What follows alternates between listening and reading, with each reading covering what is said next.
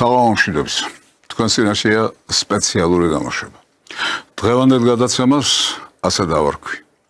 სიკვდილის ცდუნება. და ეპიგრაფიც რაღაცნაირად შესაბამისი შეურჩი.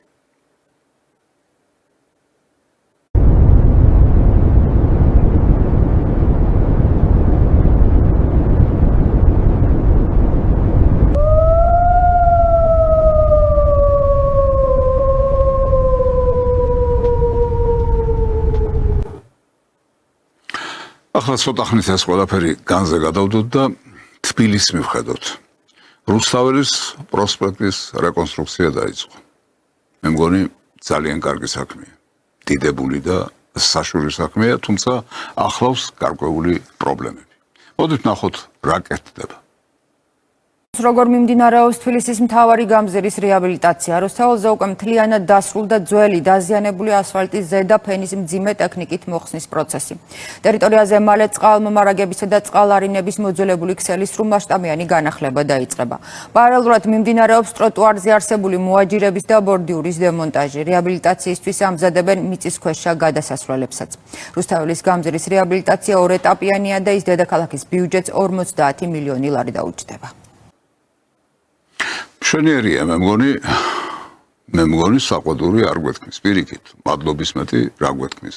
დედაქალაქის უპირველესი პროსპექტი, რუსთაველის პროსპექტი განახლდება და უფრო დაამშვენებს თბილისს. კიდევ ერთი პატარა სიუჟეტი ამასთან დაკავშირებით.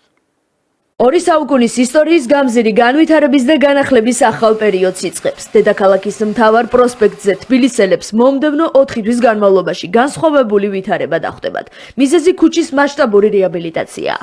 დამოუკიდებელი საქართველოს ისტორიაში პირველად დედაქალაქის მთავარი სატრანსპორტო არტერია თბილისელებს განსხვავებული იერსახით დაუბრუნდება.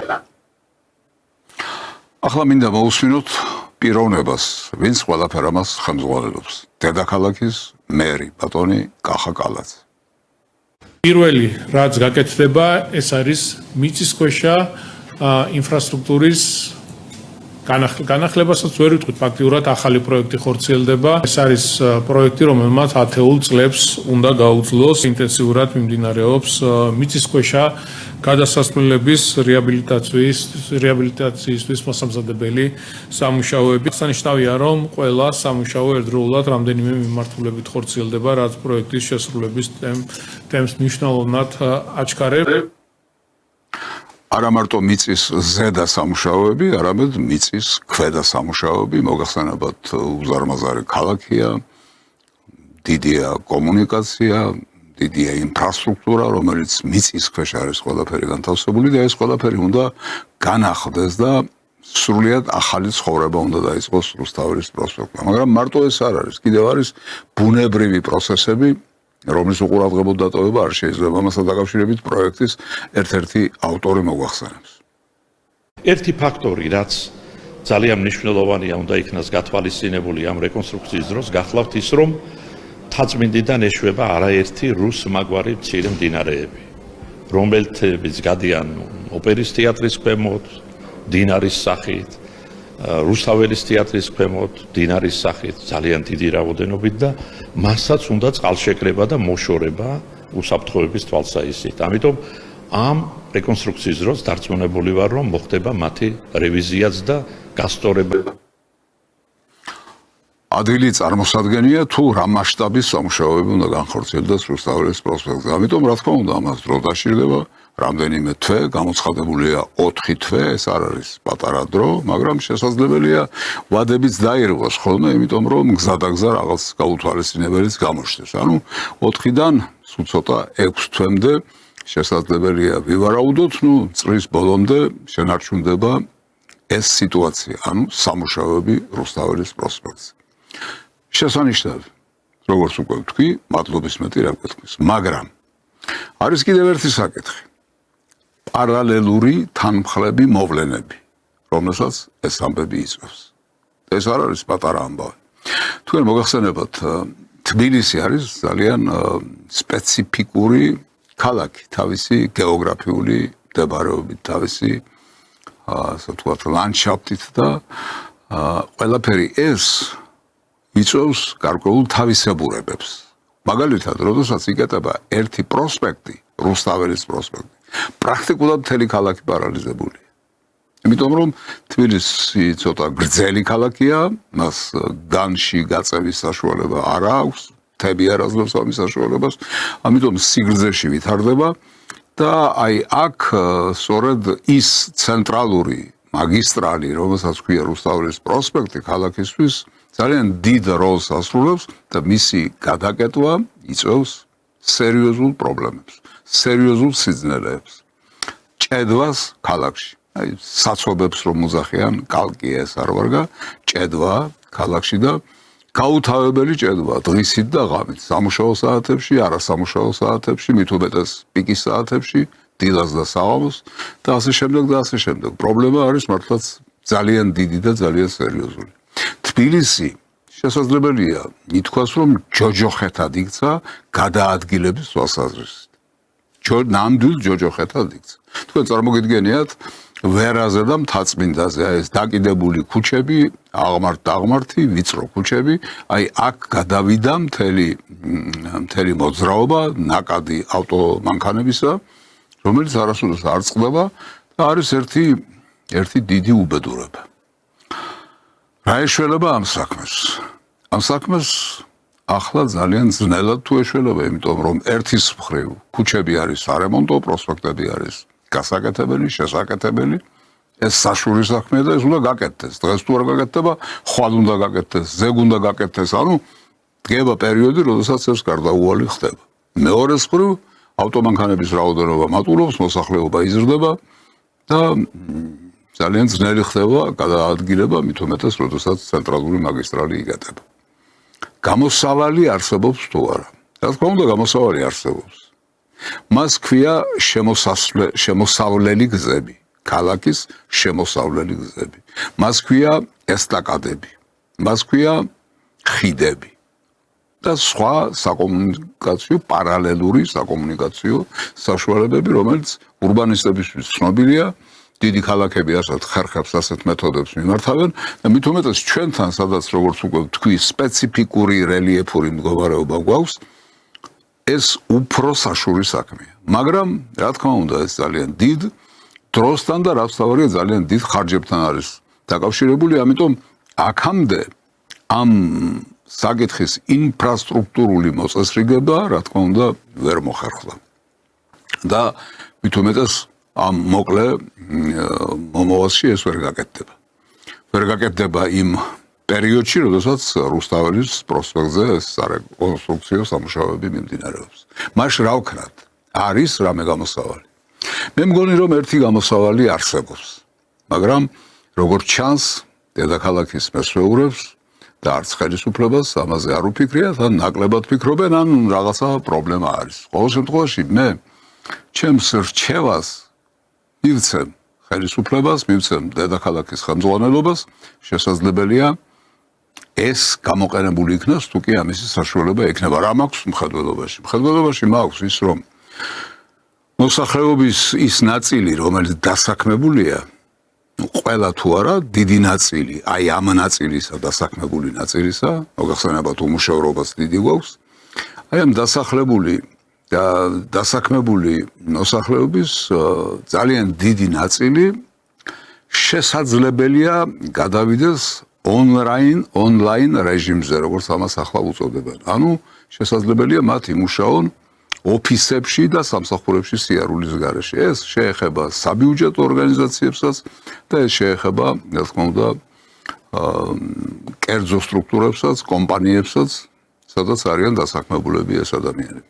ოღონდ ამისთვის კეთილი ნების გამოვლენა საჭირო. ამისთვის საჭირო არის აწონ-დაწონვა, რაჯობია, ქალაქის განტვირთვა ამ გზით, თუ შესაძლებელია ვინმესთვის რაღაცა დისკომფორტის შექმნა, თქვა, დამსაქმებლისთვის, რომლებსაც რატომღაც ურჩევნიათ, რომ ყველა თანამშრომელი ხელქვეით ყავდეთ, ოფისებში ყავდეთ და დილიდან საღამომდე, ასე თქვა, მხედველობის არიდან არ მოიცილო.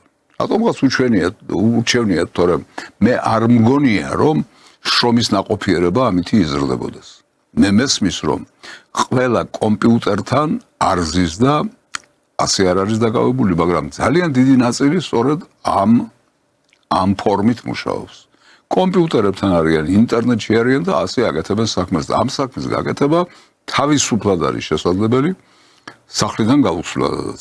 ჩვენ გვაქვს ამისი მაგალითი, ვთქვათ, იგივე კოვიდის პერიოდი, როდესაც პირიქით აკრძალული ქონდა მოსახლეობას გარეთ გამოსვლა, სწორი იყო თუ არ იყო სწორი, ეს სხვა საკითხია, მაგრამ ფაქტია, რომ სამუშაო მაშინაც სრულდებოდა. ისე რომ ადამიანები სახლიდან არ გამოდიოდნენ. და ახლა რატომ არ შეიძლება ვთქვათ, იგივე გამოვიყენოთ, იგივე გავაკეთოთ. სხვათა შორის შესაძლებელია ამან მეტი ეფექტი მოგვცეს, იმიტომ რომ დაღლილი ადამიანი რომელიც სამსახურში მისვლას 2-3 ხანდახან უფრო მეტ დროსაც ანდობებს საათს მხედველობაში სამსახურიდან მოbrunებას იგივე რაოდენობის საათებს ანდობებს მისი შრომის ნაყოფიერება კი არა უბრალოდ მისი ფსიქიკა არის უკვე გადაღლილი მისი ნერვები არის გადაღლილი და მოშლილი ამიტომ იქნებ დავფიქრდეთ ამ მიმართულებით და შესაძლებელია გამტვირთოთ ოდნავ მაინც გამტვირთოთ ვითარება თორემ ახლა ზაფხულის თვე არის. კარგი, ერთი თვე კიდევ ასე ვთქვათ, ჩვენს განკარგულებაშია, მაგრამ სექტემბერი დადგება, სწავლა განახლდება. ქალაქიდან გასული ადამიანები ქალაქში დაბრუნდებიან.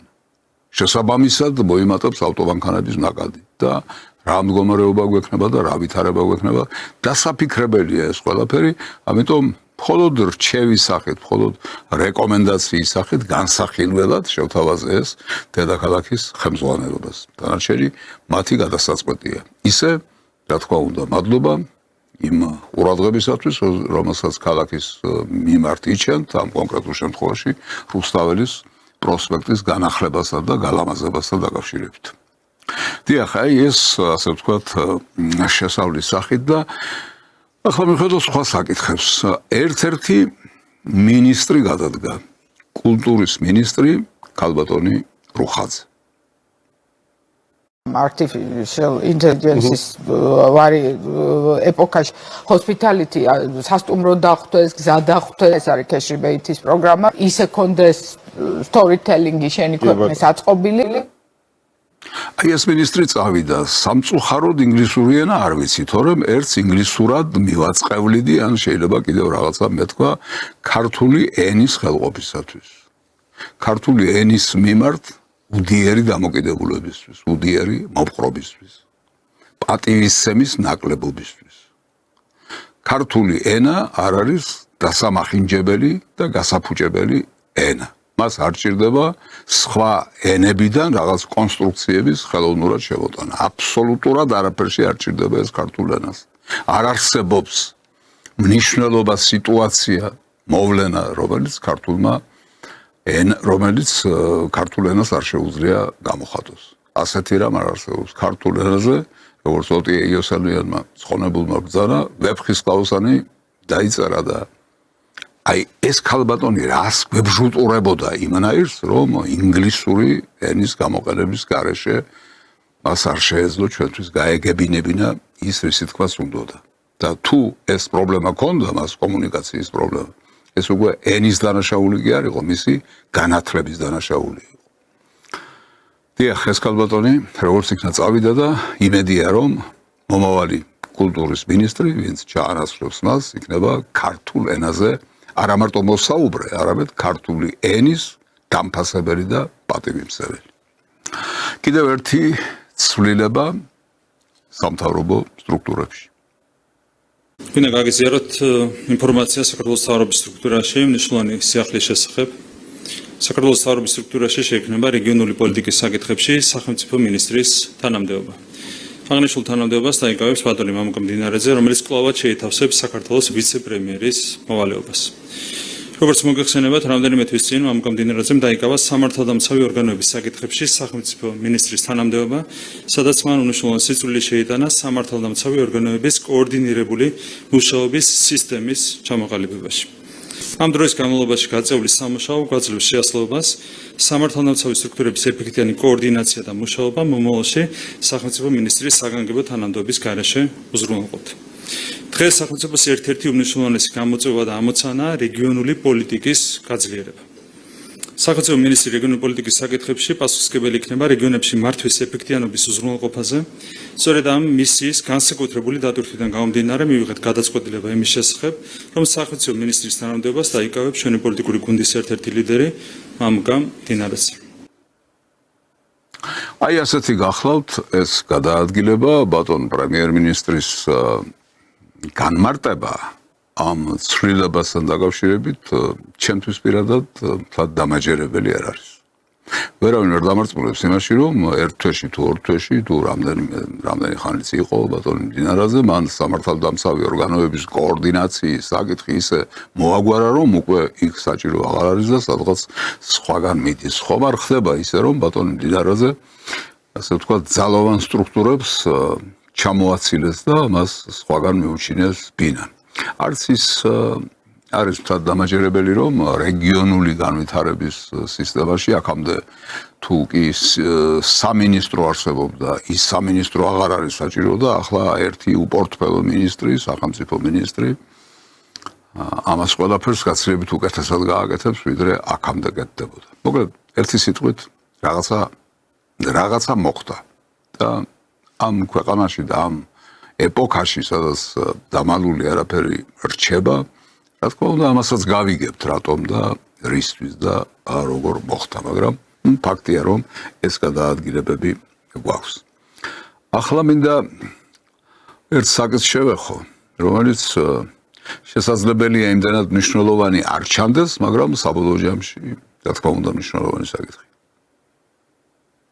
21 ივლისით თარიღდება დოკუმენტი, რომლითაც ნაურუს რესპუბლიკის აღმასრულებელმა ორგანომ ოფიციალურად გაწყვიტა 2009 წელს გაფორმებული დიპლომატიური ურთიერთობა ოკუპირებული აფხაზეთისა და ცხინვალის ეგრეთ წოდებულ ხელისუფლებასთან. გაცნობებთ, რომ კაბინეტმა დაამტკიცა დიპლომატიური ურთიერთობების გაუქმება. ასე და ამრიგად ნაურუმ უკან წაიღო აღიარება აფხაზეთისა და სამხრეთ ოსეთის დამოუკიდებლობის. მოგეხსენებათ თქვენ, რომ რუსეთის მიერ ამ აღიარების გაკეთების შემდეგ, რაც 2008 წელს მოხდა, სულ რამდენიმე ქვეყანა იყო, რომელმაც ანალოგიური აღიარება გააკეთა. ახლა ერთ-ერთმა უკვე უკან წაიღო ეს აღიარება. რას ნიშნავს, რაზე მეტყველებს ეს, რასთან გვაქვს საქმე? რა თქმა უნდა, დასაფიქრებელი ფაქტია. მიუხედავად იმისა, რომ ნაურუ არ არის ის სახელმწიფო, რომელიც მსოფლიოზე რამე განსაკუთრებულ გავლენას ახდენს და განსაკუთრებული მნიშვნელობა აქვს, მაგრამ მაინც ის გაეროს წევრია და ეს ნაბიჯი, რა თქმა უნდა, მნიშვნელოვანია ჩვენთვის. ამჯერად ეს შესაძლებელია კარგი ნაბიჯია, მაგრამ კარგი ნაბიჯია თუ ცუდი ნაბიჯია, კარგი მოვლენაა თუ ცუდი მოვლენაა, ყველაფერს სჭირდება ახსნა. რა ახსნა აქვს ამას? როგორ უნდა ახსნათ იგი? ქალბატონი ბოჭორიშვილი, საქართველოს საგარეო საქმეთა მინისტრი. ჩვენ მუდმივად მუშაობდით სხვადასხვა პარტნიორებთან იმისათვის, რომ ეს გადაწყვეტილება უკან ყოფილიყო წაღებული, განსაკუთრებით აღსანიშნავია ბოლო პერიოდში განხორციელებული მუშაობა, რისი შედეგიც არის დღევანდელი გადაწყვეტილება. მაშასე, ქალბატონი მინისტრი გვეუბნება, რომ საქართველომ, სახელმწიფომ, განსაკუთრებით იმ უწყებამ, რომელსაც თვითონ ხელმძღვანელობს საგარეო საქმეთა სამინისტრო, ისე კარგად იმუშავა, რომ ნაურუმ ეს აღიარება აფხაზეთისა და სამხრეთ ოსეთის დამოუკიდებლობისა უკან წაიღო. კეთილი და პატიოსანი, მაგრამ აბა ერთი ოპოზიციასაც ვკითხოთ. ასეა? ნუ ბოდავთ რა ქართული დიპლომატიის გამარჯვება. ნაურუს მიერ აფხაზეთის ავტონომიურ რესპუბლიკასთან და ცხინვალის რეგიონთან დიპლომატიური ურთიერთობების გაუქმება არის ამერიკული და ევროპული დიპლომატიის დამსახურება და გამარჯვება. აქ სულ სხვა რამეა ნათქვამი. საქართველოს აქ არაფერ შუაში არ არის, საქართველოს დამსახურება ამ ნაბიჯის გადადგმაში არ არის. ეს ყველაფერი გააკეთა იმ პოლიტიკამ, რასაც აწარმოებს ამერიკის შეერთებული შტატები და ევროპა კოლექტიური დასავლეთი, ასე ამბობს ოპოზიცია. კიდევ ერთი სიუჟეტი ამასთან დაკავშირებით, აი როგორია ჩვენი დასკვნა საბოლოო. ოკუპირებული ტერიტორიების დამოუკიდებელ სახელმწიფოებად ნაურუს მხრიდან უკანონო დაღიარება დასრულდა. ქართული სახელმწიფო პოლიტიკა გაცხადებულია. დიპლომატიური ძალისხმევით გაკეთდება ყველაფერი, რაც საქართველოს ეროვნულ ინტერესებშია და რაც ჩვენი ქვეყნის ტერიტორიული მთლიანობის აღდგენას ხელს შეუწყობს. აქ ცოტა ბუნდოვანი ტექსტია. ყველაფერი ის, რაც ჩვენი ქვეყნის ტერიტორიული მთლიანობის აღდგენას ხელს შეუწყობს, გაკეთდება. მაგრამ კონკრეტულად რა? ერთი მიმართულებით, მეორე მიმართულებით, ხანდახან ეს მიმართულებები ერთმანეთს გამორიცხავენ. დიამეტრალურად საწინააღმდეგო მიმართულებები გვაქვს და შესაძლებელია ან ერთი იყოს საჭირო, ან მეორე იყოს საჭირო. ჩვენ გვახსოვს, რომ მთელი წლების განმავლობაში საქართველოს ტერიტორიული მთლიანობა ხელისუფლების სხვადასხვა თაობებს დაკავშირებული ჰქონდათ დასავლეთთან ჩვენს ინტეგრაციაში ხედავდნენ გამოსავალს. დასავლეთთან ჩვენი ინტეგრაცია, ანუ ჩვენ თუ გავხდებოდით ევროკავშირის წევრი, ჩვენ თუ გავხდებოდით ნატოს წევრი, ასეთ შემთხვევაში საქართველოს ტერიტორიული მთლიანობა აღდგებოდა. იყო საზოგადოების გარკვეული ნაწილი, პოლიტიკოსთა გარკვეული ნაწილი, რომლებიც ამბობდნენ, რომ არა, საქართველოს ტერიტორიული მთლიანობის გასაღები არის რუსეთში და რუსეთთან ურთიერთობების მოწესრიგების გარეშე, რუსეთთან საერთო ენის გამონახვის გარეშე საქართველოს ტერიტორიული მთლიანობა არ გამთლიანდებოდა. ახლა რა იგულისხმება ამ ტექსტში, რომელი იგულისხმება არ ჩანს. ყველაფერი გაკეთდება, რომ აღდგეს საქართველოს ტერიტორიული მთლიანობა, გვეუბნებიან, მაგრამ როგორ და რა გზით, რას გულისხმობენ, ამას არ გვეუბნებიან. ისე ერთი რამ არის საფიქრებელი, რომ თუნდაც ნაურუს ამ გადაწყვეტილებაში გაცილებით მეტი წვლილი აქვს შეტანილი, ვიდრე საქართველოს ხელისუფლებას და მთავრობას, ვიდრე კოლექტიურ დასავლეთს. გაცილებით მეტი წვლილი აქვს შეტანილი, ჩემი აზრით, რუსეთს.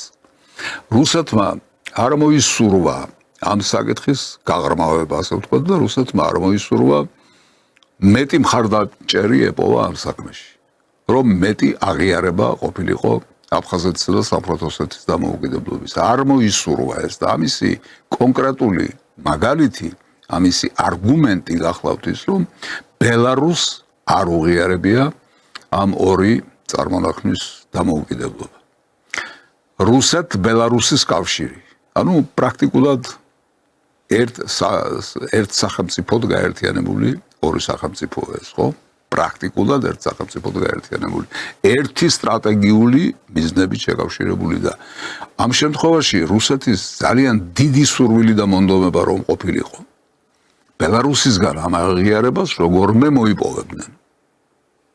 დამეთანხმეთ, დამერწმუნეთ, რომ როგორმე მოიპოვებდნენ, რომ ყოფილიყო ძალიან დიდი მონდომება, მაგრამ ასეთი რამ არ მომხდარა, ესე იგი ასეთი მონდომება, ასეთი სურვილი რუსეთის მხრიდან გამოვლენილი არ ყოფილა როგორც ჩანს. რატომ?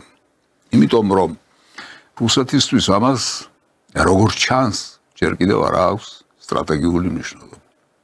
რუსეთი ჯერ კიდევ რაღაც არეალს, სივრცეს ტოვებს იმისთვის, რომ საქართველო დაფიქრდეს. საქართველოში რაღაც დაიწონოს. ქართველმა ხალხმა და საქართველოს ხელისუფლებამ მიიღოს სხვა გადაწყვეტილებები, რომელთა ბაზაზე შესაძლებელი გახდება საქართველოს ტერიტორიული მთლიანობის საკითხის განხილვა. მე ასე ვფიქრობ, მე ასე ვხედავ, ამიტომ ეს გამოსაყენებელია. ეს კარგი ნიშანია, კარგი სიგნალია იმისათვის, რომ ჩვენ ისე კი არა, როგორც ოპოზიციის წარმომადგენელი ამ საკითხს რომ განეხილავდა, რუსეთისგან თიც რომ იქნებდა პირიქით, იქნებ სწორედ რუსეთთან დალაპარაკებისთვის თუნდაც ეს იმპულსი. ეს არც თუ ისე მნიშვნელოვანი ქვეყანა, ნაურუ, რომელმაც ეს გადაწყვეტილება მიიღო, გვაძლევს იმის საშუალებას, რომ ამ მიმართულებით ნაბიჯები გადაიდგას. მე ვფიქრობ, რომ ასე უნდა შევხედოთ ამ საკითხს და არა მარტო იმიტომ, რომ ნაურუმ გადადგა ეს ნაბიჯი, არამედ იმიტომ, რომ ზოგადი ვითარება, სოფლიოში შექმნილი ზოგადი ვითარება და კონკრეტულად რუსეთთან დაკავშირებული ვითარება, რუსეთ-უკრაინის ომში მიმდინარე პროცესები გვაძლევს იმ საფუძველს, ვიფიქროთ, რომ ჯერ კიდევ გვაქვს რაღაცა ლუფტი, რაღაცა გარკვეული სამოძრაო არეალი იმისთვის, რომ ეს საკითხები უფრო გონივრულად ავწონდავწონოთ და გადავჭრათ კიდეც თუ ნაბიჯებს გადავდგამთ. მაგრამ ნაბიჯებია გადასადგმელი. რაღაცა პროგრამაა ჩამოსაყალიბებელი, რაღაცა პროექტია შესაქმნელი. თლიანობაში როგორ იქნება საქართველოს ხვალინდელი დღე. რამდენიც არ უნდა უტრიალოთ ამ საკითხებს, ხედავთ რომ ის პერსპექტივა, რომლითაც 3 ათეულ წელიწადზე მეტეხნის განმავლობაში ქართველ ხალხს ატყუებდნენ და აბრუებდნენ, პრაქტიკულად დამთავრდა, დასრულდა პრაქტიკულად. არავით არის ნატო, არავით არის ევროკავშირი, ეს პერსპექტივა ჰორიზონტეს არ ჩანს და არც გამოჩნდება, ამიტომ ალტერნატივაა საზრდები. რაღაცა სხვა მიმართულებები ესაზრდები, იმიტომ რომ ამ გლობალურ კონტექსტში, გლობალური მსოფლიოს ვითარებაში, რა თქმა უნდა, მარტო დარჩენილი სტრატეგიული მოკავშირის გარეშე დარჩენილი, სტრატეგიული პარტნიორის გარეშე დარჩენილი საქართველოს, პატარა საქართველოს 3 მილიონიანი თუ 4 მილიონიანი სახელმწიფო ფონს ვერ გავა. და ყოველთვის გამოჩნდება პრობლემები, რომელიც ჩვენ წინაშე მთასავით აღიმართება და რომელსაც ჩვენ ვერ დავძლევთ. მიგრაცია, ემიგრაცია, გეოპოლიტიკური სიტუაცია, ჩვენს ირგვლივ, ჩვენს საზღვრებს იქით და სხვა და სხვა, რომელსაც ჩვენ მარტო ვერ გავუმკლავდებით, ვერ მოვერევით. ამიტომ სტრატეგიული პარტნიორის ძიება ეს ჩვენი მოგონილი ხომ არ არის, ეს აპრობირებული ფორმაა, მიღებული ფორმაა, მთელი მსოფლიო ამ მიმართულებით ვითარდებოდა და ამიტომ ჩვენც ამ მიმართულებით უნდა ვიაროთ და რაღაცა შესაძლებელია სრულიად არაორდინალური, შესაძლებელია შოკის მომგვრელიც კი ხანდახან, მაგრამ რაღაც სერიოზული და შორეულ პერსპექტივაზე გაფლილი გადაწყვეტილებებია მისაღები. გასაკეთებელია და საშურია ეს ყველაფერი. დიახ, ახლა კიდევ ერთი საკითხი, ეს უკვე დაკავშირებულია ამერიკის შეერთებულ შტატებთან. მოგახსენებათ იქ შესაძლებელია ვიღაცა არსებობს, ვინც მართლაც მეგობრად შეიძლება ჩავთვალოთ კერძო დონეზე. პირადი ურთიერთობების დონეზე. შესაძლებელია მტრად ჩავთვალოთ ვიღაცა და ასე შემდეგ. თქვათ არის აი ასეთი დაუძინებელი მტერი საქართველოსი ვიღაცა უილსონი, რომელსაც საშველი არ დაადგა და მართლაც აი რა უნდა ამ უილსონ ჩვენგან ასე დგება შეკითხვა. ლობისტური საქმიანობით დაკავებული ჯო ვილსონის მისამართით ეს კითხვა კიდევ ერთხელ მას შემდეგ დაისვა, რაც საქართველოსთან დაკავშირებით ახალი კანონპროექტი დაანონსა. ამერიკელი კონგრესმენისთვის არსებობს თუ არა ზღვარი სიტყვის თავისუფლებასა და სიძულვილის ენას შორის. ამაზე ვილსონი არაფერს წერს, თუმცა მისი სოციალური ქსელის სტატუსიდან ჩანს, რომ სიძულვილის ენასთან კანონის ძალით ბრძოლას იწუნებს და დემოკრატიულად არჩეული ხელისუფლების გადაწყვეტილებასთან წინააღმდეგობის გაწევა ამერიკული კანონპროექტით სურს. საკითხი ასე დგება, არსებობს ეს ტერმინი, ეს ცნება, სიძულვილის ენა. განსაკუთრებით ჩვენს საუკუნეში, ჩვენს ეპოქაში დადგა ეს და წამოიწია ეს საკითხი. სამწუხაროდ ხანდახან ეს სოციალური ქსელებია თუ კომუნიკაციის სხვა საშუალებებია, მასობრივი ინფორმაციის სხვა საშუალებები გაჯერებულია ამენით, განსაკუთრებით სოციალური ქსელები. სიძულვილის ენით, ბოროტების ენით, ღვარძლით, შურით, უცენზურო ლექსიკით. გაჯერებულია პირდაპირ. ამასთან ბრძოლაა საჭირო, რა თქმა უნდა. ბრძოლაა საჭირო იმისთვის, რომ დაიძლიოს ეს, რომ საზოგადოებრივი კულტურის დონე ოდნავ ამაღლდეს, რომ ადამიანებს ურთიერთობა თუნდაც სოციალურ ქსელებში შეეძლოთ ისე, რომ ერთმანეთს დედა არ აგინონ და ერთმანეთი უშვერი სიტყვებით არ ლანძღონ. ურთიერთობის აგება ასე შეიძლება, თუ ადამიანი განათლებულია, კულტურულია, ან შესაძლებელია ნაკლებად განათლებულია, მაგრამ მაინც ოდნავ ზრდილობის და ადამიანური ურთიერთობის და ზნეობის ფარგლებში თავსდება, მაშინ ის ამის გარეშეც გავა ფონს და თავის სათქმელს ამის გარეშეც იტყვის, მაგრამ ჩვენთან დააგვირდით რა ხდება, ეს რაღაცა წყეული უბანია. კატასტროფა ხდება ამ სოციალურ ქსელებში. ესე იგი, გინების გარეშე და უცენზურო ლექსიკის გარეშე აქ ოპერირება არ ხდება. ერთადერთი არგუმენტი, რაც ასე ვთქვათ, ჟარგონით რომ ვთქვათ, მოსულა ამ სფეროში. ეს არის სწორედ ეს. ლანძღვა, გინება, უშვერი სიტყვებით ერთმანეთის შემკობა. და ამის წინააღმდეგ თუ რაღაცა ღონისძიებები ტარდება. რა შუაშია აქ და როგორ უკავშირდება ამას სიტყვის თავისუფლება და გამოხატვის თავისუფლება. განა სიტყვის თავისუფლება, გინების თავისუფლება, ლანძღვის თავისუფლება, შეურაცხყოფის თავისუფლება. სიტყვის თავისუფლება არის აზრის გამოთქმის თავისუფლება. აზრის გამოთქმის თავისუფლება და შეურაცხყოფის მიყენების თავისუფლება. პიროვნების მიმართ სიძულვილის გადმონტყევა არანაირად არ ეწერება ერთმანეთთან. ეს ბმაში არ არის ერთმანეთთან კავშირში არ არის. ამიტომ ის რაც დაიწყეს საქართველოს შესაძლებელია ის დასახვეწია. შესაძლებელია შესაძლოა ზოგიერთი რამ, მაგრამ თვითონ მიმართულება რომ როგორმე აღმოფრათ ეს სამარცხვინო სენი. აი ეს ავადმყოფობა რომელიც ჭირს დღევანდელ საქართველოს. რომელიც აი პასპორტით, აი სახეა ქართველის და გინება და უცენზურო ლექსიკა. აი ეს იქნება როგორმე დავძლიოთო აი ამ მიმართულებით ნაბიჯის გადადგმაში თავისთავად დასაგმობი არაფერია და საშიშიც არაფერია ამაში. სხვა საკითხია კიდევ ვიმეორებ თუ რამე შესაძლებელია, თუ რამე გასასწორებელია, თუ რაღაც რაკურსია შესაძლებელი.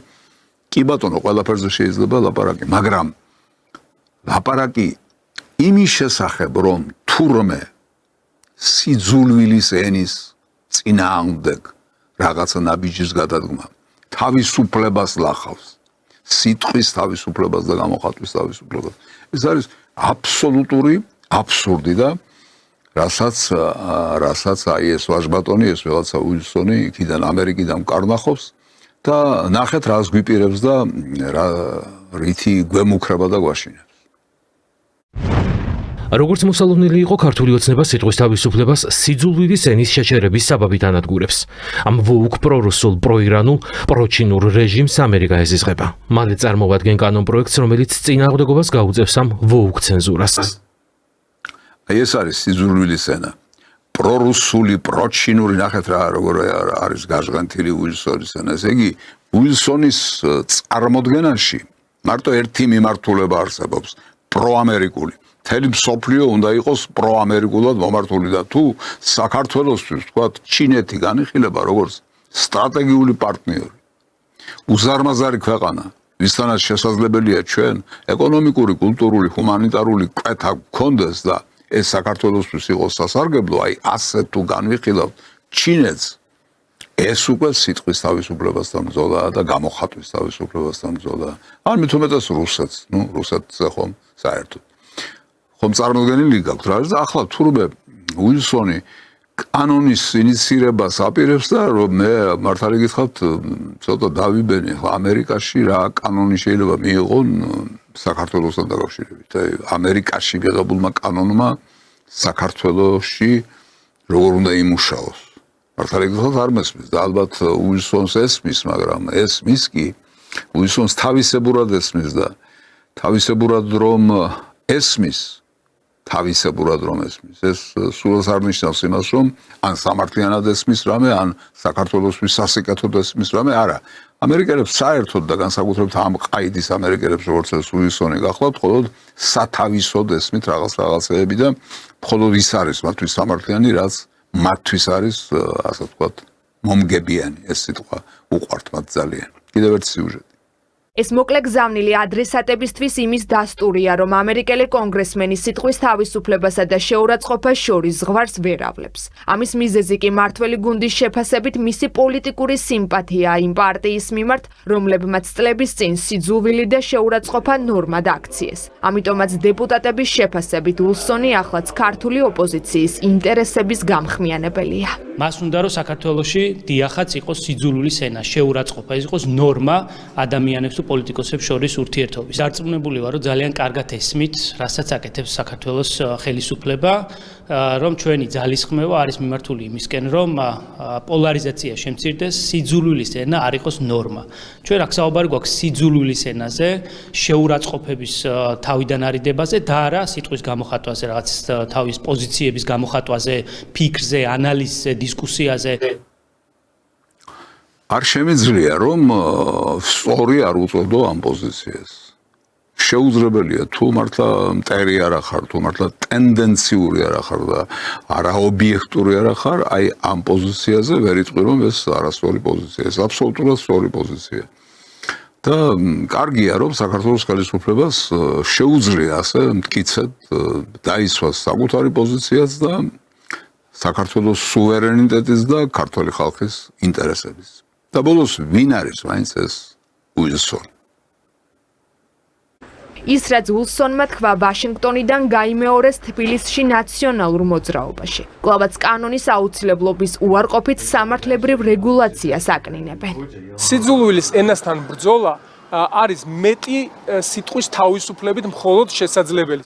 სიტყვის თავისუფლებაზე აქცენტირება ნაციონალური მოძრაობის მხრიდან განსაკუთრებით ღიმილის მომგვრელია სახელისუფლებო პარტიისთვის. წარსულზე თვალის დახუჭვა ჯო უილსონის მხრიდან და ახლა მათი პოლიტიკური ხაზის გატარება კი მათთვის ცხადყოფს, რომ კონგრესმენის ყველა აქტივობა ფინანსური დაინტერესებით არის განპირობებული.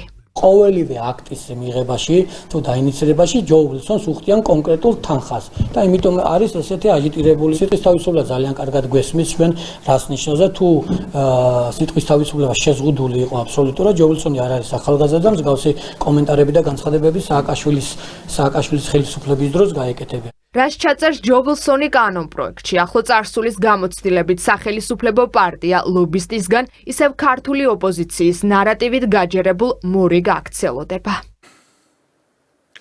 აი ესეთი გახლავს ეს ვითარება. თქვენ მოგახსენებათ რომ მიღებულია საკმაოდ ეს გავრცელებულია ფორმა, რომელსაც ქვია ლობიზმი. ეს არაფერი არ არის გარდა დაკანონებული მერქთაბეობის.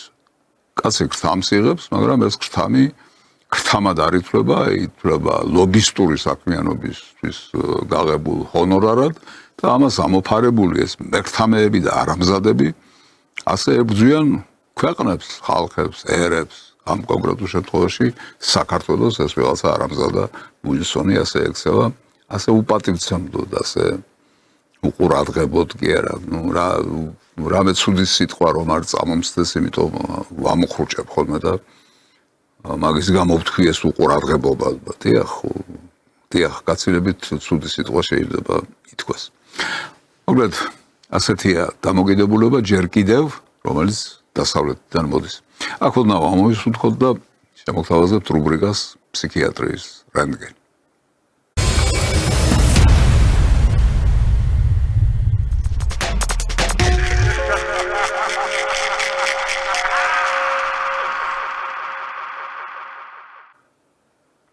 ფსიქიატრიის რენტგენი ცოტა ისე ლიტერატურულად დარქმეული სახელია სინამდვილეში, რა თქმა უნდა, მარტივად რომ ვთქვათ, გიჟებზე ელაპარაკი და გიჟები ხანდახან ვერაცნობიერებენ თავიანთ მდგომარეობას, მაგრამ არის რომელიღაცა ერთი ნერვი, რომელსაც ღვიძავს და რომელმაც უტყუარად იცდის, რომ საქმე ფსიქიკაში დალაგებული არ არის. ეხლა სახელმწიფოს ხელში რო იყოს ადამიანების გიჟად შერაცხვა და გამოკეტვა, რავი, ჩემნაირი ადამიანები ციხეში ისხდებოდნენ. მაგის გამო გიჟად შერაცხვა ციხეში კი არა, საგიჟეში იქნებოდნენ გამოკეტილები, ხო? ანუ ძალიან საფრთხილო საქმეა. საფრთხილოა თუ არ არის საფრთხილო, ფსიქიატრიული პრობლემები არსებობს. მთელ მსოფლიოში არსებობდა, დღემდე არსებობს და საქართველოშიც არსებობს. ამიტომ ფსიქიატრიულ პრობლემას მოვლა უნდა, მკურნალობა უნდა, დიაგნოზის დასმა უნდა, გამოვლენა უნდა. კი, ბოროტად არავინ არ უნდა ისარგებლოს, რა თქმა უნდა. სახელმწიფომ არ უნდა გამოიყენოს ეს სათავისოდ, გეთანხმებით, მაგრამ ეს სულაც არ ნიშნავს იმას, რომ პრობლემა არ დგას. პრობლემა დგას და ახლა ჩვენს დროში ეს სცენი ისე მომრავლდა, რომ უკვე ვეღარც გაარჩევ ხანდახან სად ასია და სად ისია და სად აი სრულიად წვრილმან რაღაცაში შეიძლება გამოვლინდეს ეს ვერაგის სცენი, აი მაგალითად აი კონკრეტული შემთხვევა. ბოდიშით როცა ნერვიულობ და მაშინ მიტყდება ხოლმე ყველა. დღეს ძალიან ანერვიანებული ვარ, ძალიან კულკატეხილი ვარ.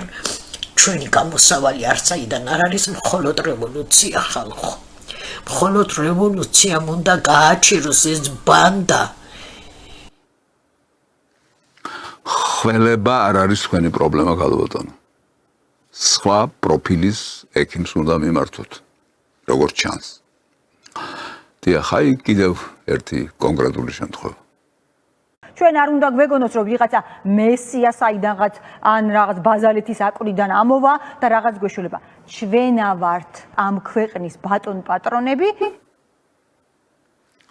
არ არის აქ ფსიქიატრიული ამბავი? რა თქმა უნდა არის.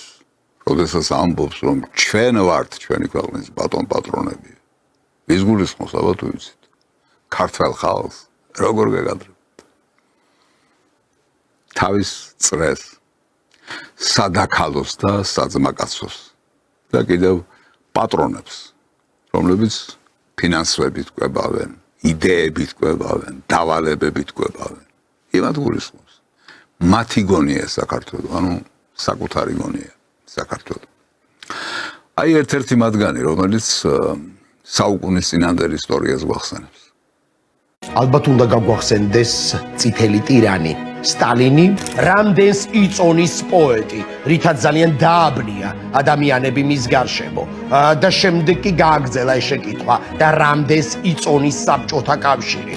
ჩეკისტები შედიან მანდელშტამის სახლში და ქექავენ და რევენ მაგიდის უჯრებსა და მთელ სახლს თავდაყირად დააყენებენ, ვინაიდან ისინი ეძებენ სწორედ ამ ლექსს და ვერ იპოვიან ამ ლექსს, ვინაიდან ეს ლექსი მხოლოდ მის მეხსიერებაშია. ივლისიდან ოქტომბრამდე გადახოცავენ ყველას 1927 წელს, როგორც ტიციან ტაბიძეს, როგორც ნიკოლო მიწიშვილს. ამ კაცს არ აწუხებს ის, რის შესახებაც ყვება. ამ კაცში შიგნით ბორგავს ის ვერაგისენი, რომლის შესახებაც ამ რუბრიკაში ვსაუბრობთ ხოლმე და ეს აწუხებს მას. საკუთარი სენი აღრჩობს შიგნიდან, მისი ბორგვა, მისი შფოთვა, მისი წრიალი. ეს არის მისი პრობლემა და მისი უბედურება, მაგრამ შეიძლება ვინმე ჩათვალოს, რომ ეს კაცი ასე უყურებს ისტორიის იმ მონაკვეთს და მას აქვს უფლება თავის შეფასებები კონდეს. კი ბატონო. ყაბულსა ვარ. დაგეთანხმებით, რომ მას აქვს უფლება რაზეც გნებავთ კონდეს თავისი შეხედულება, მაგრამ ის ახლა როგორც გააგრძელებს აი ამის მონაკვეთს, აი ამისი თქმის უფლება მას არ უნდა კონდეს. განაჩვენ რა, რომ ლაპარაკობთ 30-იან წლებზე, კან არ გვახსენდება დღევანდელობა, კანა დღევანდელი პოეტები არ გვახსენდება დღევანდელი ავტოკრატიის მიერ. ციხეში გამომწყდეული და ამის გაკვეთილი ისევ და ისევ 30-იანი წლებია, თუნდაც საიდანაც აქვს ნასესხები დღესაც ეს სიტყვები, უცხო ქვეყნის აგენტი, უცხო ქვეყნის ჯაშუში. პირველ ნაწილში ჩვენ გველაპარაკებოდა არაობიექტური კაცი, ტენდენციურობით შეპყრობილი კაცი და როგორც თქვი, საკუთარი შინაგანის სენით დამძიმებული კაცი. აი მეორე ნაწილში გველაპარაკება ბოროტი კაცი, ვისი უფლებაც მას არ უნდა კონდეს, მეთქი ვთქვი. როდესაც იმ მოვლენებს, გასული საუკუნის 37 წლის მოვლენებს შეადარებს კაცი დღევანდელ საქართველოს. ამ კაცს აი ამას პირადად არც სინდისი რომ არ აქვს, არც ადამიანურობის ნატამალი რომ არ გააჩნია, ფაქტია, მაგრამ რაღაცა შემაკავებელი მაინც ხომ უნდა კონდეს. როგორ შეიძლება გასული საუკუნის 37 წლის მოვლენები შეადარო დღევანდელ საქართველოს და დღევანდელობას და თანამედროვეობას. მაშინ როდესაც ყველაფერი ამათ ხელშია. ტელეარხები, სოციალური ქსელები, სადაც გნებავთ იქ ყვირიან და სადაც გნებავთ იქ წივიან და რასაც უნდა იმას აკეთებენ, აგერ 2 წელიწადია უკვე დაპყრობილი აქვთ რუსთაველის ტერიტორია და აკეთებენ ყველაფერს, ძალადობენ, წვავენ, ცეცხლს ისვრიან, თუ რამე შეიძლება ყველაფერს აკეთებენ. ამის უფლება აქვთ ყველაფერს. და მასობრივი ინფორმაციის საშუალებებში ხომ არიან წარმოდგენილი და თავიანთი აქვთ. ბინძური ფულით დაფინანსებული ტელეარხები აქვთ, ყველაფერი აქვთ. და მაინც გასული საუკუნის 37 წელი და ეს რეალობა თანამედროვე რომელშიც ცხოვრობთ ერთი და იგივეო. გვეუბნება ეს უტიფარი, ეს არამზადა კაცი. ამის უფლება უნდა გქონდეს ვინმე. მე ვფიქრობ, რომ ამის უფლება არავის არ უნდა გქონდეს. იმიტომ რომ ეს ცილისწამებაა, ეს ბოროტებაა, ეს საზოგადოების დეზორგანიზების, დეზორიენტაციის, დეზინფორმირების მცდელობაა და რა თქმა უნდა ამის უფლება არ უნდა გქონდეს. თორემ ისე კი ბატონო, აი თქვათ, აი რუსოფობიის ასეთი გამოვლენა, რომელსაც ახლა ნახავთ, არც ამის უფლება არ უნდა გქონდეს, რა თქმა უნდა. საერთოდ არანაირი ფობიების უფლება არ უნდა გქონდეს ადამიანს და მისი ღიად გამოხატვის, მაგრამ აი ნახეთ თან როგორი უსუსურობით და როგორი პრიმიტიულობით გამოთქვამს აი ამ რუსოფობიურ მოსაზრებას. ოკუპანტია ზოგადად რუსები არიან ბანძი ქვეყანა. წარმოიდგინეთ, შენ როცა რუსი პრანჭები გიწევს ლეზგი კიცება. და ჩვენ რო ბრიტანეთის დაპყრობილები ვიყო და ხაზე ბრიტანელებს რო ეპრანჭებოდა, შეიძლება პინკ ფლოიდის დაპყრობა მოგიწიოს. რა უთხრა, რასაც იმსახურებს, იმ შეფასებებს, მე მას არ ვეთქვი, იმიტომ რომ ის არ არის ის პერსონა, ვიზეც უნდა მე დავიხარჯო და თქვენ მოგაცდინოთ, მაგრამ ეს რომ არსებობს, აი ეს პრობლემა რომ არსებობს ქვეყანაში, ამას ხედავთ. ახლა ერთი ამ ბოლო დროს გახმაურებული პერსონა, რომელმაც თავი გამოიჩინა ნოდარ დუმბაძის ლანძღვით და გინებით და უცენზურო სიტყვებით. რას ლაპარაკობს? სოციალურად დაუცველ ნაწილზე ჩვენი საზოგადოების. ხელმოკლეებზე, ღარიბებზე, ვისაც პრობლემები აქვს, ძალიან სერიოზული ეკონომიკური პრობლემები. როგორია დამოკიდებულება ამ ვაჟბატონის. და ხოლმე რომ რაღაც არ ვიცი, სოციალურად დაუცველი ოჯახები როგორ ჭიდაობენ რაღაც ერთი სოცდაუცველი ოჯახის ალფა დედამთილი რა მეორე სოცდაუცველი ოჯახის ალფა სიძეს ტოსტერს რო გლეჯდა ხელიდან.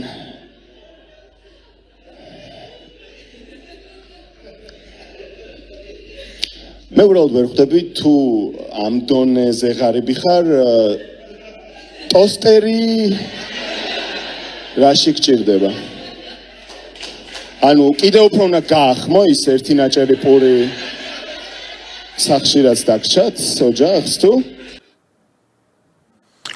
აი ასეთია ზნეობა ამ კაცისა და აიცით ხო ყველაფერს ვერ აგრძალავ რა თქმა უნდა.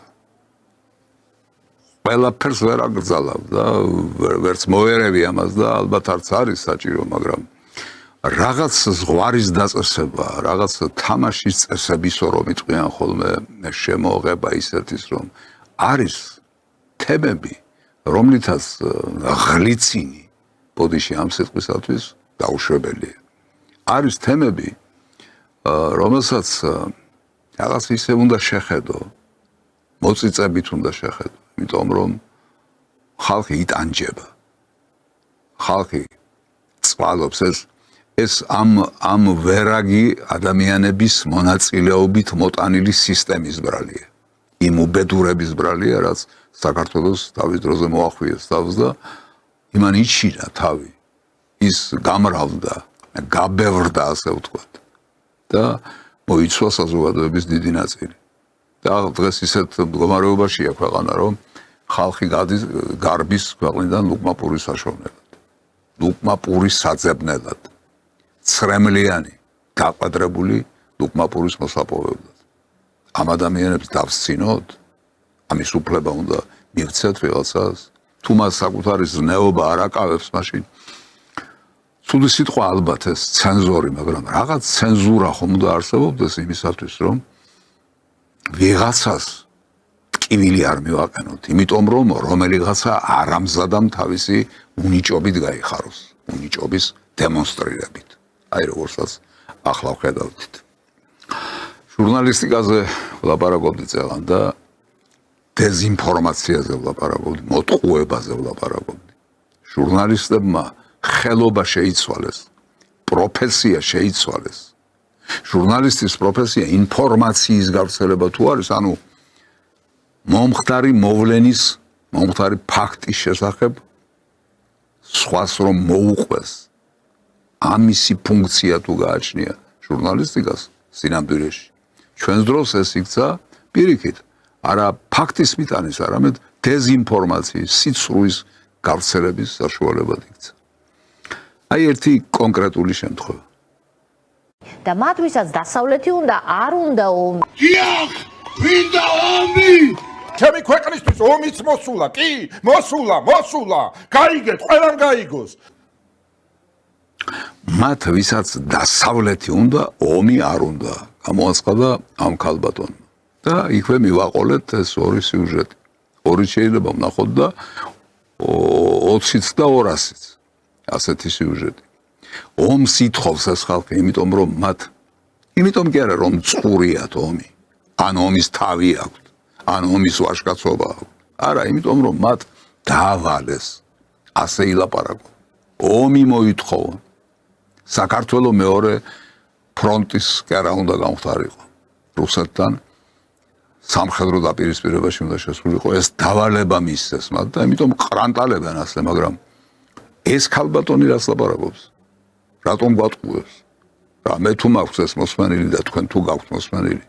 მას არ აქვს მოსმენილი, რას ლაპარაკობენ და რას ითხოვენ და რა განწყობის ადამიანი, როგორ აბუჩადიგდეთ და აბა ომი გინდათ? აბა ომი გინდათ? ძალიან დიდი დატვირთვის მატარებელი წინადადებაა. ხო, აბა ომი გინდათ, ომისგან თავი უნდა დავიცვათ, ომისგან თავი უნდა დავიზღვიოთ, არ უნდა გავყოთ თავი ომში, არ უნდა დავუღუპოთ თაობა, არ უნდა დავუღუპოთ ერი და ქვეყანა. ამას ნიშნავს აბა ომი გინდათ, ამათ აი ღრიცინი რომ მოხსენეს, საღლიცინოდ აქციეს ეს წინადადება. იმიტომ რომ დავალება აქვთ მეთქი გეუბნებით და რა თუნდა ამდენი მტკიცება რომ დავალება აქვთ. ამათ რომ ფული მიეღოთ, თანხები მიეღოთ, ამისთვის რამდენი იბრძოლა დასავლეთმა. სრულიად უწყინარი კანონი. იმასთან დაკავშირებით რომ სახელმწიფოს ცოდნოდა რა ფული შემოდის, რა მიზნით შემოდის და რამდენად სწორად იხარჯება ეს თანხები.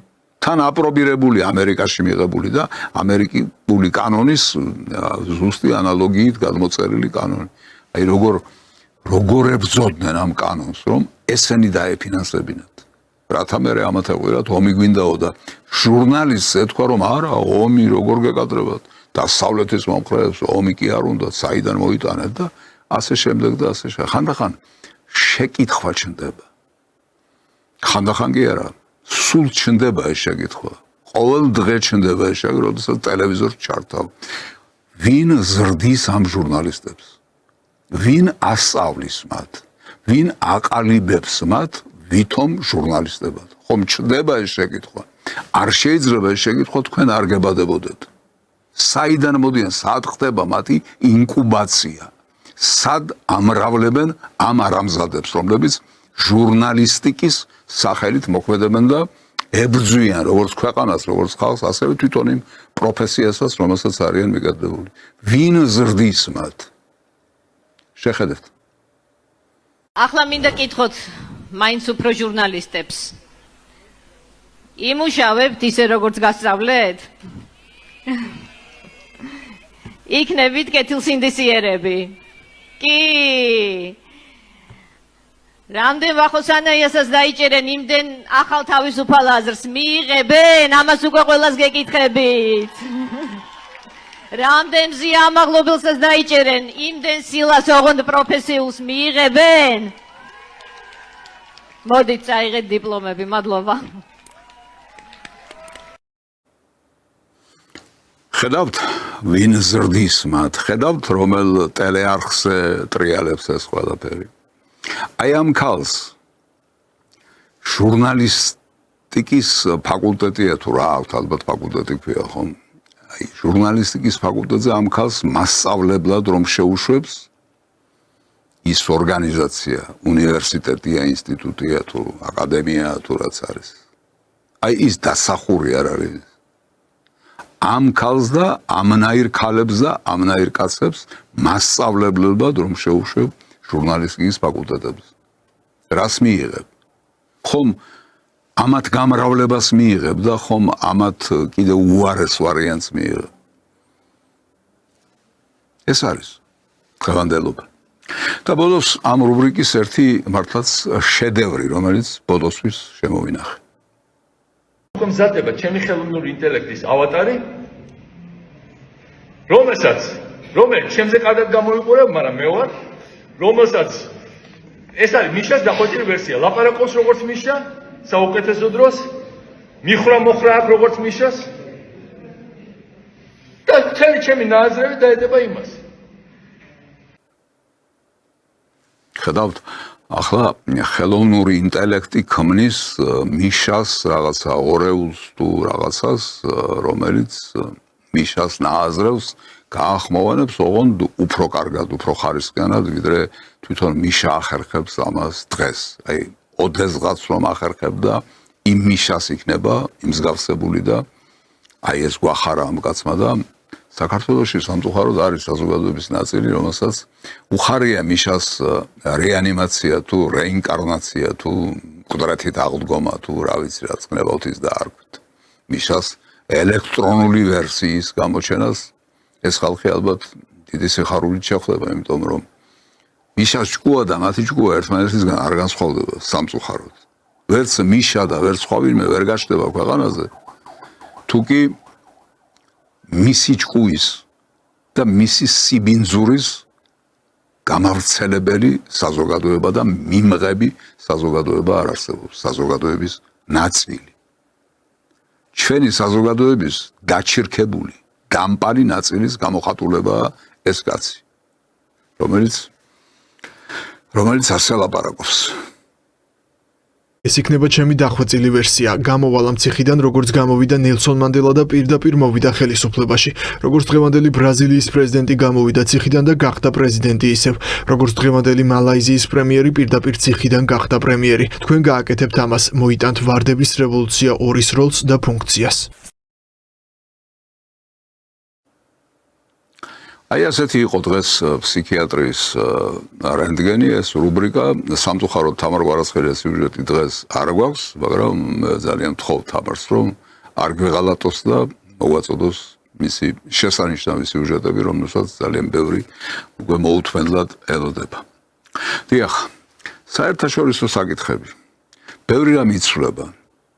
საქართველოში და არა მარტო საქართველოში ბევრს მოეჩვენა, რომ რაგი დრონები ცვიოდა რუსეთის ცაზე, ესე იგი რუსეთში ძალიან ცუდად არის საქმე, ესე იგი რუსეთი მარცხლება, უკრაინა იმარჯვებს, უკრაინა რაშუაშია, უკრაინა საზარბაზნა ხორცია მხოლოდ იმარჯვებს ამერიკა, ევროპა, ნატო და ასე შემდეგ. თუმცა, რა თქმა უნდა, ეს ყიჟინა ნაადრევი იყო. ეს ის ხალხია, ვინც ადრე ქირქილებდა, რომ რუსეთს ჯარი არ უარგა, რუსეთს შეიარაღება არ უარგა, თუმეტეს ახალი ტექნოლოგიები არ უარგა, ზუსტი იარაღი არ უარგა და ასე შემდეგ და ასე შემდეგ. ეს სხვათა შორის ზუსტ იარაღთან დაკავშირებით პუტინს ასეთი რამე აქვს, ნათქვამი თავის დროზე მინდა რომ შეგახსენოთ. Ну, скажем, такую высокотехнологичную дуэль 21 века. Пусть определят какой-то объект для поражения, скажем, в Киеве. Сосредоточат туда все свои силы ПВО и ПРО, а мы нанесем туда удар орешник и посмотрим, что будет. Мы к такому эксперименту готовы. Готова ли другая сторона? ძალიან მძიმე შეთავაზება იყო ეს, რა თქმა უნდა. და შეთავაზება არც იყო, უფრო ასე ვთქვათ, ხატოვანი მოტანა იყო იმ აზრისა, რომ ნუ გექნებათ იმის იმედი, რომ რუსეთს არ აქვს შეიარაღება, ან თანამედროვე ტექნოლოგიები არ აქვს, ან ზუსტი იარაღი არ აქვს და ასე შემდეგ და ასე შემდეგ. ნუ გექნებათ ამის იმედი. იმიტომ რომ ამან შეიძლება ძალიან დიდი და სერიოზული პრობლემები მოუტანოს მთელ მსოფლიოს.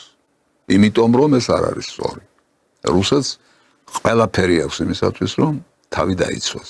თუნდაც ნატოსგან და ამერიკის შეერთებული შტატებისგან და ევროპისგან და მთელი დასავლური უბედურებისგან ერთად აღებულისგან.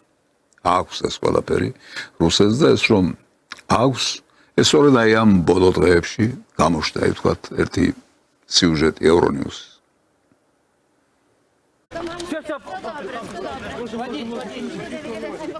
30 ივნისის გამთენიისას რუსეთის შეიარაღებულმა ძალებმა უკრაინის ქალაქებზე მასობრივი იერიში მიიტანეს.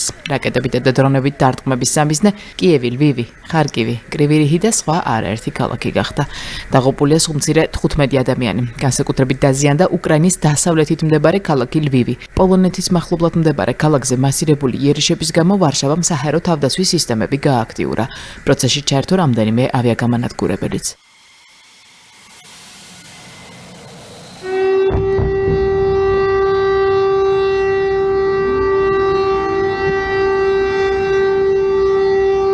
მასშტაბური იერიში იყო უკრაინის დედაქალაქზეც. აფეთქებები კიევში მთელი ღამის განმავლობაში ისმოდა.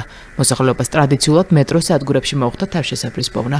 ქალაქს აგრესორმა ბალისტიკური რაკეტებით შეუტია. გამოიყენეს ისკანდერები. ასეთია ეს მცირე მონაკვეთი. ყველაფრის ჩვენება უბრალოდ შეუძლებელია და არც არსებობს ალბათ ყველაფრის კადრები, იმიტომ რომ რთული ვითარება, ძალიან დიდი მასშტაბი მიიღო ამ ფრონტმა უკვე და ამაში რა თქმა უნდა დამნაშავე. როგორც თავიდან იყო დასავლეთი, ისე ახლაც დასავლეთია. დასავლეთი აწვდის შეიარაღებას, დასავლეთი აწვდის ფინანსებს, დასავლეთი აწვდის სადაზვერვო ინფორმაციას, ერთი სიტყვით დასავლეთი გარდა იმისა, რასაც მართლაც საზარბაზნე ხორცი ქვია. გარდა იმისა, ვინც იხოცება. ყველაფერს დასავლეთი აწვდის. აი ვინც იხოცება, ეს არის უკრაინელი. იმიტომ რომ უკრაინელმა რატომღაც ჩათვალა, რომ დიდი აღმოაჩნდა, რატომღაც ცდუნება სიკვდილის. სიკვდილის ცდუნება, ასე დავარქვით ჩვენ ამ გადაცემას. ცდუნება დიდი აღმოჩნდა სიკვდილის. ძალიან სერიოზული აღმოჩნდა და ესეც დათესეს. ხელოვნურად დათესეს, ხელოვნურად გააღვივეს, ეს ხელოვნურად გაუფეტიშეს. რაღაც ისეთი მოვლენები, რომელსაც აუცილებლად ეს შედეგები უნდა მოეტანა. როდესაც რომელიმე სახელმწიფოს წინააღმდეგ გააფთრებით იბრძვი და ცდილობ, რომ შენი ტერიტორია გახდეს ის წერტილი, საიდანაც უფრო ჩქარა მიფრინდება, უფრო ადრე მიფრინდება ბირთვული შეიარაღება მის სტრატეგიულ ობიექტებს. ამას რომ ცდილობ, პასუხი რომ იქნება, ამაზეც უნდა იფიქრო. მაგრამ უკრაინელებმა, დიდმა ნაწილმა ყოველ შემთხვევაში ეს ვერ იფიქრა. და მათ უკრაინა ანაცვალეს იმ თანხებს, იმ მილიარდებს, რომლებიც შემოდიოდა უკრაინაში. უკრაინელებმა მათ დასაუბედუროდ ისე გააკეთა, უკრაინელებმა ფაშისტებმა, რა თქმა უნდა, პირველ რიგში მე თლიან უკრაინაზე, რა თქმა უნდა, არ ვლაპარაკობ. უკრაინის აი ფაშისტურად განწყობილმა ნაწილმა ის გააკეთა, რომ დონბასის ტერიტორიაზე 18,000 რუსი ეროვნების მოქალაქე დახვრიტეს. მოსპეს, გაანადგურეს. მათ ბრძოლა გამოუცხადეს რუსულ კულტურას, რუსულ ენას, რუსულ სულს, რუსულ მოსახლეობას და რატომღაც ეგონათ, რომ ვინაიდან მათ უკან ამერიკა და ევროპა იდგა, მათ ეგონათ, რომ ეს ყველაფერი შერჩებოდათ. მაგრამ ასე არ იწერება ისტორია. ისტორია სხვაგვარად იწერება. და აი სხვაგვარად რომ იწერება, დღევანდელობაა ამისი კონკრეტული გამოხატულება. თქვენ ახლა ევრონიუსის სიუჟეტი ნახეთ და ხა თვითონ რუსები რას ლაპარაკობენ, რას აკეთებენ იმ დრონებთან დაკავშირებით და იმ დრონების მწარმოებელ ქარხნებთან დაკავშირებით, რომლითაც მოფინეს უკრაინა დასავლეთის აგრესორებ. აი რუსული сюжеты. Итак, срочная новость. Россия поразила секретный киевский полигон. На воздух взлетели передовые украинские разработки, ракеты и дроны, которые теперь не смогут добраться до российского тыла. Под завалами украинские генералы. Российская Минобороны только что отчиталась. На полигоне были ведущие разработчики и производители БПЛА, командование ВСУ и спецслужбы. Все те, и это важное обстоятельство, кто непосредственно планировал и бил по России. სადღა დრონები, სადღა მისი მწარმოებელი ქარხანა თქვენ იფიქრებდა შესაძლებელია მართალიც ბრძანდებით, რომ კიდევ ექნება სადღაც გადამალული, შემონახული, ან სხვა სახელმწიფოები, მეზობელი სახელმწიფოები მიაწვდიან და ასე შემდეგ და ასე. ყველაფერი ეს შესაძლებელია იყოს, მაგრამ როგორი იქნება პასუხი ყველაფერზე? ამ კონკრეტული ფაქტის კომენტარებით რუსეთის თავდაცვის სამინისტრო. Вооруженными силами Российской Федерации нанесен групповой удар высокоточным оружием большой дальности по объекту в пригороде Киева, где проводилась демонстрация беспилотных летательных аппаратов, в том числе перспективных, украинского и иностранного производства, используемых для нанесения ударов по гражданским объектам на территории России. В момент удара на данном объекте находились ведущие разработчики и производители БПЛА, представители командования сил беспилотных систем ВСУ и украинских спецслужб, непосредственно планирующих и осуществляющих удары по российской территории.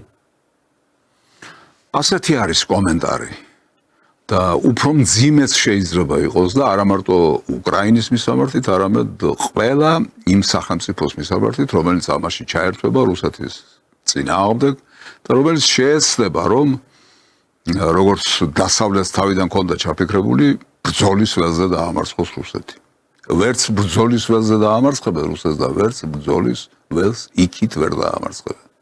ვერსად ვერ დაამარცხებენ. ეს ჩანს, ეს იკვეთება და გამოკვეთილია უკვე.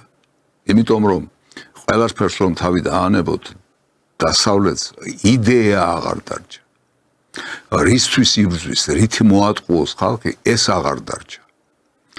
გაფუჭდა უკვე დემოკრატია, სიტყვის თავისუფლება, გამოხატვის თავისუფლება და ასე შემდეგ და ასე შემდეგ. გაფუჭდა ეს ხო თვითონ გააფუჭეს. თვითონ წაბილწეს ეს ყველაფერი თავისი უზნეობით, თავისი გარყვნილებით და არც აქვს დემოკრატიის იდეოლოგია დღეს დასავლეთს. დღეს დასავლეთს აქვს LGBT იდეოლოგია, რომელიც როგორც იქნა მოვიდა ისეთი კაცი ამერიკის შეერთებული შტატების სათავეში, რომელმაც უარი თქვა ამაზე, მაგრამ ეს არ ნიშნავს იმას, რომ ამაზე უარი ითქვა საბოლოოდ. მოგახსენებათ თქვენ, რომ პრეზიდენტები ამერიკაში ყველაფერს ვერ წყვეტენ ხოლმე და ამიტომ ეს სუნთქავს, ფეთქავს გარყვნილება როგორც იდეოლოგია. ადამიანისათვის მყარი ნიადაგი, მყარი ზნეობრივი ნიადაგის გამოცლა. მყარი ტრადიციების გამოცლა ფეხიდან. ეს ყველაფერი უკვე დღის სააშკარაო დღის სინათლეზეა გამოტანილი და თითქმის ყველა მისის. ამიტომ არ მუშაობს იდეოლოგიის გარეშე დარჩა დასავლეთი და ამითიც აგებს. და იმ ომსაც, აი ფიზიკური ომი რასაც ქვია, იმასაც აგებს. გაიხლართა ახლა იქით ირანი აქეთ, უკრაინა. კიდევ სადღაც გაებმება და ასე შემდეგ და ასე შემდეგ. ამიტომ რუსეთი ყველაფერს რომ თავი დავანებოთ, მართალია. დასავლეთთან რუსეთი წამდე მართალი. და სადაც სიმართლეა, იქ დიდი ძალაც არსებობს. მოგახსენებათ რომ ეს ასეა და ამიტომ რუსეთის საგარეო საქმეთა მინისტრმა განაცხადა, რომ ჩვენ მოლაპარაკებებისთვის მზად ვართ, თანამშრომლობისთვის მზად ვართ, მაგრამ გარკვეული პირობების დაკმაყოფილებით. Чтобы наши границы были надежно обеспечены, чтобы никто не пытался даже думать о том, чтобы нам советовать, как устраивать свою жизнь внутри России, и чтобы все народы Российской Федерации продолжали иметь гарантированные Конституцией права на образование, на сохранение культуры, традиций, своих религиозных убеждений. И в таком качестве Россия будет не только заинтересована на равных сотрудничать с другими крупными центрами, которые формируются, это и Китай, и Индия. Так что эти крупные игроки, конечно же, вместе с нами будут отстаивать справедливость в надежде на то, что Запад тоже когда-то придет в себя, Европа в частности, и будет готов на равных, по-честному, встраиваться вот в эти новые системы отношений. Пока он к этому не готов, Соединенные Штаты тоже абсолютно не готовы к этому. Ай, პირდაპირ ითქვა, როდესაც დასავლეთი გონს მოეგებაო, придет в себя. გონს როცა მოეგებიან დასავლეთში შეიძლება თანამშრომლობა შეიძლება ურთიერთობა ყველაფერი შეიძლება მაგრამ ჯერჯერობით დასავლეთი ამისთვის მზად არ არის არც ამერიკის შეერთებული შტატები კონკრეტულად ამისთვის მზად არ არის რომ აცხადებს მას რისთვის არიან ისინი მზად რა აქვთ მათ ჩანაფიქრში რა აქვთ მათ უზურში ასე ვთქვათ ისევ და ისევ ბრძოლის ველზე დამარცხება რუსეთისა მაგრამ რეალურად რა ბედი ეწევა უკრაინას ამასთან დაკავშირებით პუტინმა რამდენიმე დღის წინ თავისი მოსაზრება გამოთქვა Там есть на западной части Украины подарок Иосифа Виссарионовича Сталина после войны в Украине. Что Сталин Украине подарил эти земли, но подарил как в рамках единого государства. Видимо, ему в голову не приходилось, что может сложиться такая ситуация, как сегодня. Кстати говоря, уверен, рано или поздно Украина утратит эти западные земли. И то, что Польша принадлежала, Венгрии принадлежала, Румынии принадлежала, рано или поздно, не завтра, может быть, не послезавтра, год, 2, 10, 15, но все исторически встанет на свои места. შეხედეთ როგორ მსჯელობს პუტინი ის ტერიტორიები რომელიც იოსებ ბესარიონიძე სტალინმა აჩუქა თავის დროზე უკრაინას და მართლაც ასე იყო ლენინმაც სტალინმაც ბევრი ტერიტორია აჩუქეს უკრაინას მაგრამ სწორად ამბობს პუტინი ერთი სახელმწიფოს შიგნით ერთი სახელმწიფოს ფარგლებში ხდებოდა ეს და მათ ვერ წარმოედგინათ რომ შესაძლებელი იყო ასეთი რეალობა დამდგარიყო როგორც ახლა არის აი ეს ტერიტორიებიო თავის ისტორიულ მესაკუთრებას დაუბრუნდება ალბათო და ეს მარტო რუსეთი არ არის არამედ ევროპის სხვა სახელმწიფოებიც არის აი ბედი და ხვედრი დედის წინ მორბენალი ქვისისა რუსეთისგან განდგომა რა დაუჯდა უკრაინას აი ის რაც უწინასწარმეტყველა პუტინი ეს ხომ პრაქტიკულად უკვე განხორციელებულია რუსეთი გამოძევებულია აზოვის ზღვით ბოდიში რუსეთმა აზოვის ზღვიდან გამოაძევა უკვე უკრაინა შავი ზღვიდან გამოაძევა უკვე უკრაინა პრაქტიკულად ეს ოდესა იყო მათი საბოლოო საყრდენი და ესეც იკარგება უკვე პრაქტიკულად დაკარგულია ესე იგი ნაბიჯ უკრაინა მიდის თვითმკვლელობისკენ აი ამ ცდუნებას სიკვდილის ცდუნებას რომელიც მას გაუღვიძეს დასავლეთის კეთილი მსურველებმა დასავლეთიდან აი ამ ცდუნებას ვერ გაუძლეს და საბედისწერო აღმოჩნდა მათთვის მინდა რომ საბედისწერო არ აღმოჩნდეს ანალოგიურ ცდუნებაში არ აღმოჩნდეთ ჩვენც რაღაცნაირად არ გავიხლართოთ აი ამ მსოფლიო გეოპოლიტიკურ აბლაბუდაში რომელიც ჩვენს თვალწინ იქსოვება ჩვენ ვხედავთ რა ხდება ამიერკავკასიაში როგორია განწყობილებები ჩვენს მეზობელ სახელმწიფოებში ამიტომ არ დავიბნეთ ჩვენი ინტერესების შესაბამისი ნაბიჯები უნდა გადავდგათ და ეს უნდა გვახსოვდეს თავიდან ბოლომდე იმიტომ რომ არ არსებობს ძალა რომელიც რუსეთის ნებას გატეხავს ასეთი ძალა არ არსებობს ჩემი თუ არ გჯერათ ამ კაცმა ის დაუჯერეთ Более того, не в силах победить Россию на поле боя, делают ставку уже на откровенно террористические методы ведения борьбы с нашим народом. Но народ России никому и никогда не сломить. Этого не было никогда и никогда не будет.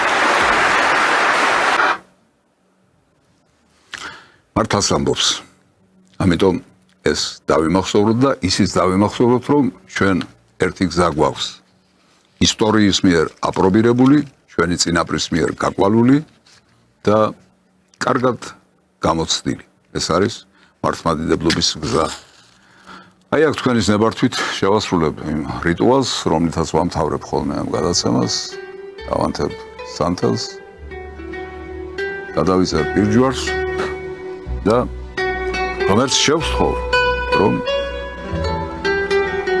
თად ისე უბედურად არ წარიმართოს სოფლიოს საქმე რომ ის ახალ გლობალურ დაპირისპირებაში გაეყვანს.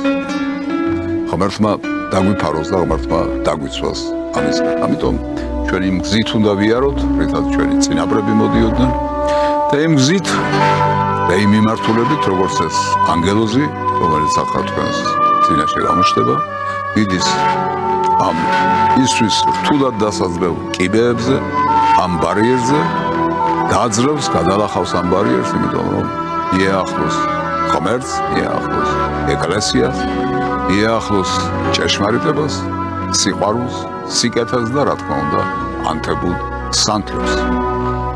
ჩვენც ამ გზით უნდა ვიაროთ. ჩვენ არ უნდა დავთმოთ, არ უნდა ვუღალატოთ ჩვენი წინაპრების გზას. აი, ყველაფერი ან თითქმის ყველაფერი ის, ვისი თქმაც თქვენ წინაშე მინდოდა.